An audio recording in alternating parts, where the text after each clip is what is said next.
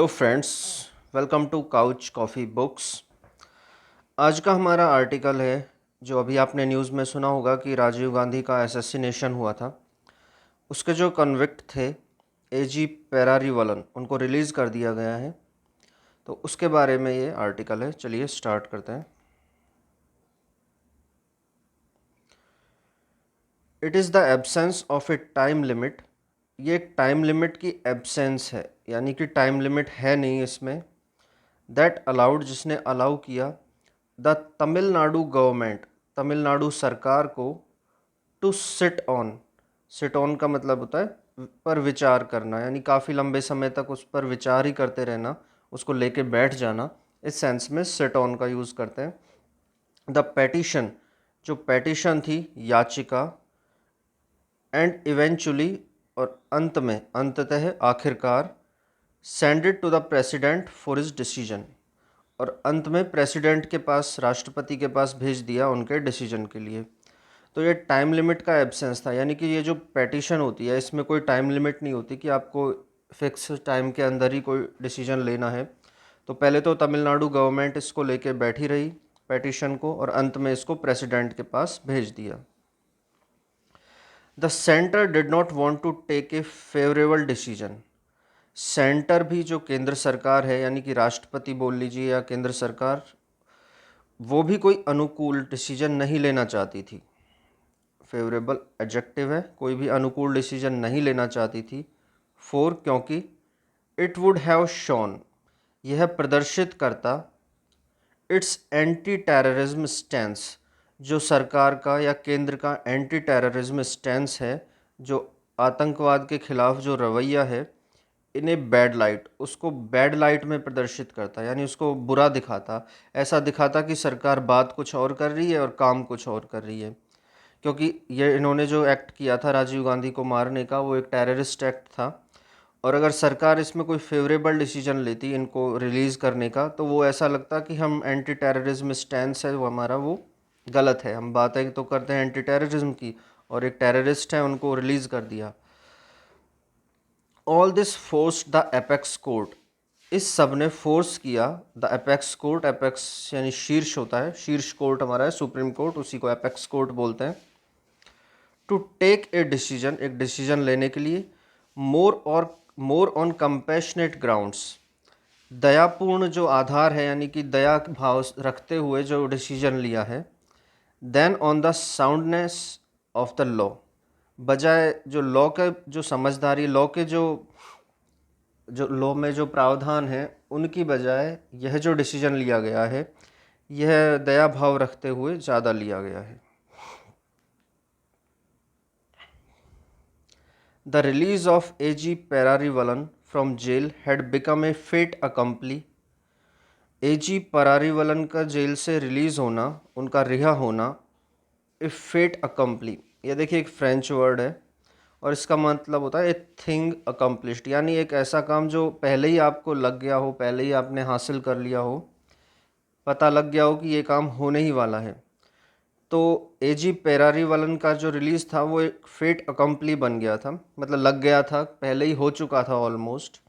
Van, जब, the governor concerned, जब संबंधित गवर्नर जो थे, and the president of India, और भारत के राष्ट्रपति, did not make a timely decision on his mercy petition, उनकी जो मर्सी पेटिशन थी, दया याचिका थी, उस पर जब गवर्नर ने, जो वहाँ के स्टेट के गवर्नर ने और राष्ट्रपति ने जब कोई टाइमली डिसीजन नहीं लिया, समय से ही डिसीजन नहीं लिया इनकी मर्सी पेटिशन पे, तभी लग गया था कि इनकी रिलीज़ एक फेट अकम्पली बन चुकी है। There can be no denying, इसमें कोई भी डिनाई नहीं कर सकता, दैट कि he was convicted in the Rajiv Gandhi assassination case, कि उन्हें राजीव गांधी हत्या के केस में कन्विक्ट किया गया था, यानी कि उन पर दोष सिद्ध किया गया था, दोषी ठहराया गया था, बाय ए टाडा कोर्ट, एक टाडा कोर्ट के द्वारा। टाडा क्या होता है? Terrorist and disruptive activities prevention act, terrorism activity है उनको प्रिवेंशन करने के लिए ये कोर्ट बनाया गया है, इसको टाडा बोलते हैं। And the conviction was upheld, और उस कन्विक्शन को, उस अपराध सिद्धि को अपहेल्ड यानी समर्थन करना, ये अपहोल्ड है, सॉरी, फर्स्ट फॉर्म इसकी अपहोल्ड होती है, UPHOLD, इसका मतलब समर्थन करना, बाय द एपेक्स कोर्ट। और एपेक्स कोर्ट ने भी उस मतलब जो अपराध सिद्धि दोष सिद्धि की गई थी, उनको अपराधी ठहराया गया था, उसका सुप्रीम कोर्ट ने भी समर्थन किया। Nothing bad the state from executing him, तो जब टाडा कोर्ट ने भी सज़ा सुना दी, सुप्रीम कोर्ट ने भी सुना दी, तो बै यानी होता है बाधित करना, रोकना, the state from executing him, execute फांसी देना, तो कुछ भी ऐसा नहीं था कि जो स्टेट को उन्हें फांसी देने से रोक रहा था। टाडा कोर्ट ने सज़ा सुना दी, सुप्रीम कोर्ट ने समर्थन कर दिया, तो कुछ भी ऐसा बचा नहीं था कि उनको फांसी देने से रोका जा सकता था। The state refrain from doing so, state ने ऐसा करने से बचता रहा, रिफ्रेन यानी बचना या अलग रहना, उस किसी काम को ना करना। स्टेट जो राज्य था तमिलनाडु, वो ऐसा करने से बचता रहा because of the fear of its political implication, implication यानी निहितार्थ, क्योंकि ऐसा करने पर उनका पॉलिटिकल इम्प्लीकेशन, जो हर चीज़ में पॉलिटिक्स आती ही है, तो उसके लिए उनको कुछ फ़ायदे नुकसान दिख रहे होंगे पॉलिटिकली, पॉलिटिकल पार्टी को, इसलिए उन्होंने ऐसा नहीं किया। He and 2 other remained on death row, एक तो वो और 2 और लोग थे जो भी जो दोषी थे, वो डेथ रो पर रहे। डेथ रो यानी हम ऐसा बोल सकते हैं वो फांसी के फंदे पर रहे, मतलब फांसी मिली नहीं लेकिन ऐसी स्थिति में रहे कि कब मिल जाए। एंड इन सॉलिटरी कन्फाइनमेंट, और उनको एकांत कैद में रखा गया, सॉलिटरी यानी एकांत, कन्फाइनमेंट कैद में रखा गया, फॉर 11 लॉन्ग ईयर्स, 11 वर्षों तक।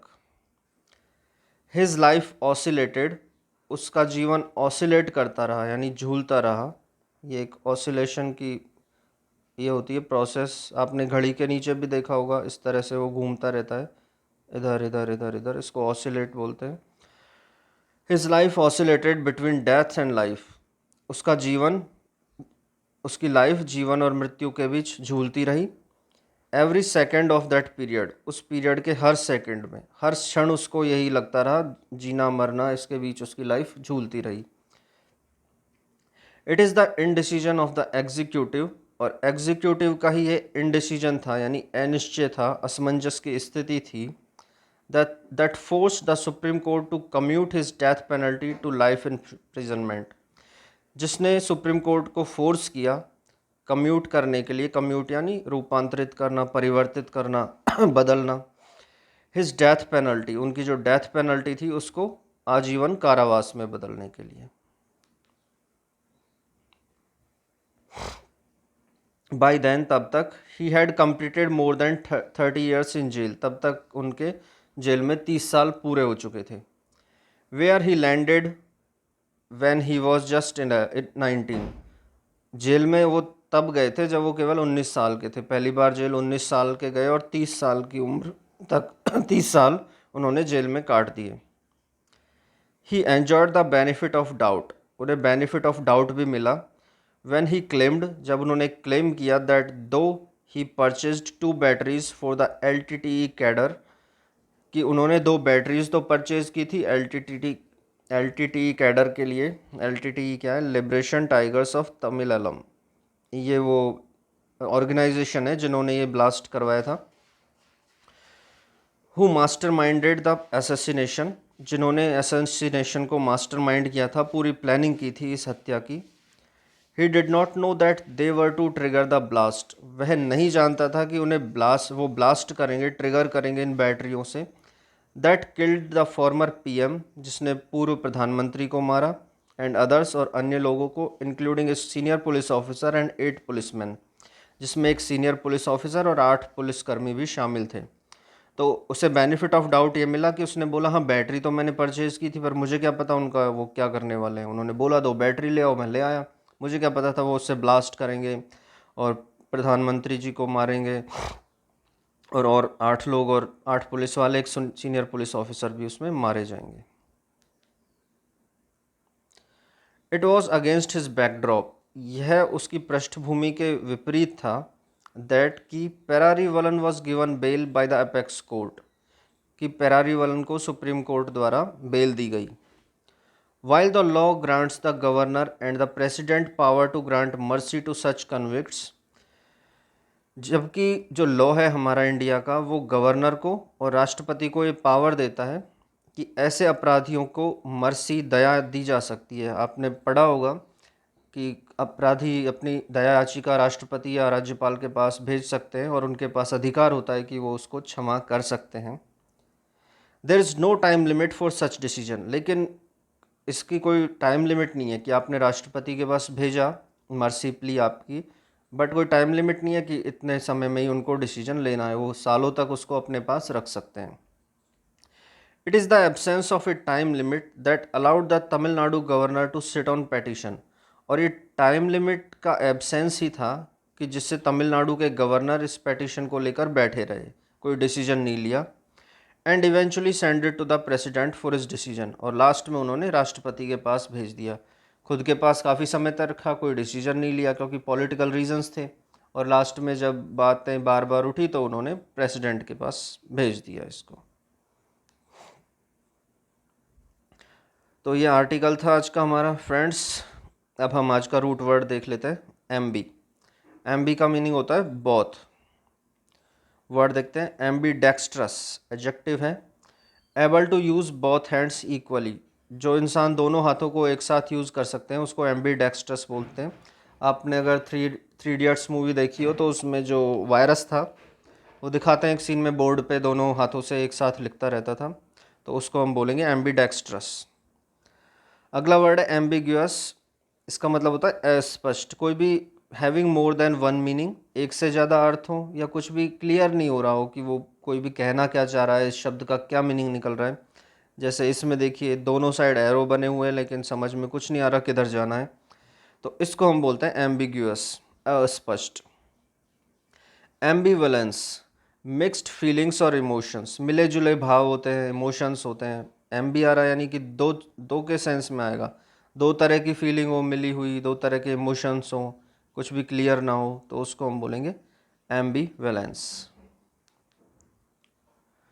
आज की फ्रेजल वर्ब है आस्क आफ्टर, यानी किसी के बारे में समाचार पूछना, किसी के हालचाल पूछना।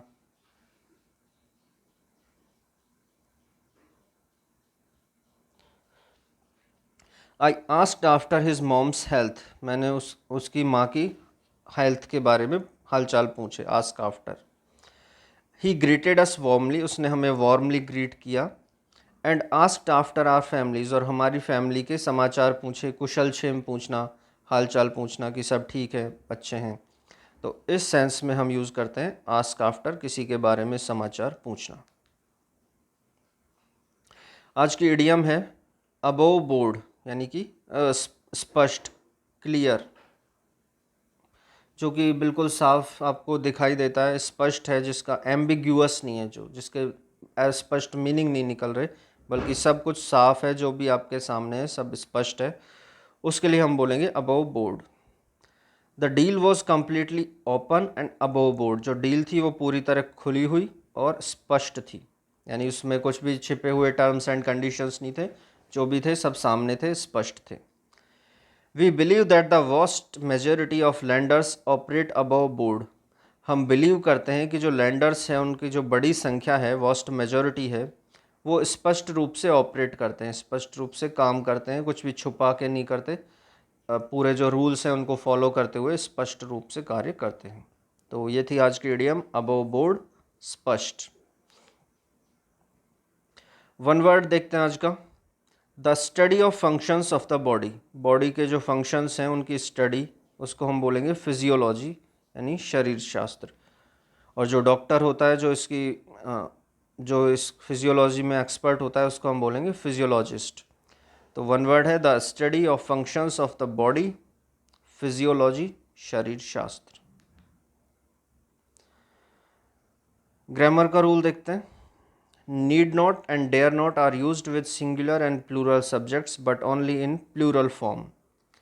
ये जो दोनों वर्ड है need not and dare not, ये सिंगुलर और प्लूरल दोनों सब्जेक्ट के साथ आते हैं, लेकिन प्लूरल फॉर्म में ही आएंगे, चाहे सब्जेक्ट सिंगुलर हो या प्लूरल हो। जैसे हम प्रेजेंट इंडेफिनिट की जब बात करते हैं तो सब्जेक्ट V1 और उसमें एस या ई एस लगता है अगर सब्जेक्ट सिंगुलर हो तो, लेकिन अगर वर्ब में नीड नॉट और डेयर नॉट आता है तब एस ई एस नहीं लगेगा, चाहे सब्जेक्ट सिंगुलर हो या प्लूरल हो। देखिए, she need not go there, she needs not go there. अब टेक्निकली तो यहाँ पे एस लगना चाहिए क्योंकि सब्जेक्ट सिंगुलर है तो एस ई एस लगता है, लेकिन ये रॉन्ग है, करेक्ट है this one, she need not go there.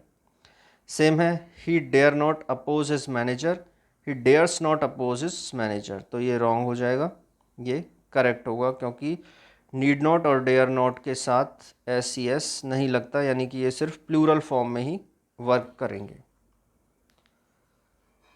तो थैंक यू फ्रेंड्स, ये थी आज की वीडियो। आई होप आज आपको आर्टिकल भी अच्छा लगा होगा, वोकैब हमने देखी और ग्रामर का रूल। अगले वीडियो में फिर मिलते हैं एक और इंटरेस्टिंग आर्टिकल के साथ। Thanks for watching, bye.